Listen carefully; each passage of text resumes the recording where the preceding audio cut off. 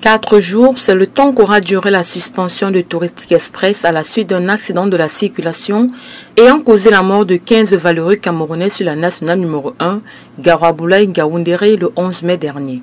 Dans un communiqué en date du 15 mai 2023, le ministre des Transports Jean-Ernest Massénangale Bibeye a décidé à titre exceptionnel de lever la suspension de cette compagnie, obligeant de fait les cars Saviem, connus pour leur inconfort, qui étaient nés de leur centre d'hôtel Infinix, à rentrer une fois de plus aux oubliettes. La décision du ministre des Transports, qui suspendait cette compagnie de toute activité de transport routier de personnes sur l'étendue du territoire national, a eu des répercussions graves sur la mobilité interurbaine des personnes et des biens. Mais devront-on sacrifier des vies humaines à l'autel des intérêts économiques? Nenni.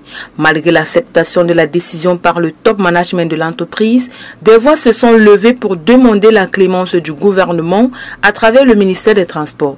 Par cette sortie donc, Jean-Ernest Massénangale Bibeye relâche la pédale d'embrayage qui va permettre à la compagnie de redonner un coup d'accélérateur à ses affaires. Une décision motivée par les nombreux plaidoyers, doléances et engagements de la part des acteurs de ce secteur d'activité.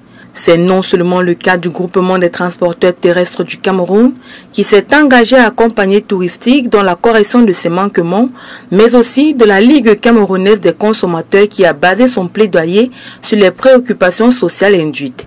Ces derniers ont évoqué la forte mobilité observée à l'approche du Hajj et de la période des vacances dans cette partie du pays et se sont engagés à accompagner la compagnie dans la mise en œuvre des mesures correctives. En reprenant ses activités, la compagnie elle aussi prend de nombreux engagements. Elle va mettre sur pied des mesures visant à rétablir la sécurité optimale des passagers.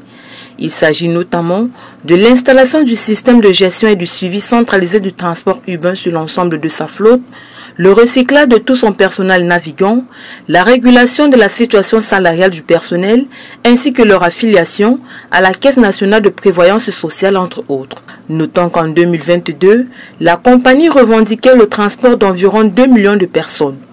Principal transporteur routier de masse vers les 3 régions septentrionales du Cameroun et même de l'Est, l'agence de voyage contrôle la plus grande part de marché sur les voyages nord-sud et sud-nord. En attendant donc de voir toutes ces bonnes intentions prendre corps, prudence sur nos routes.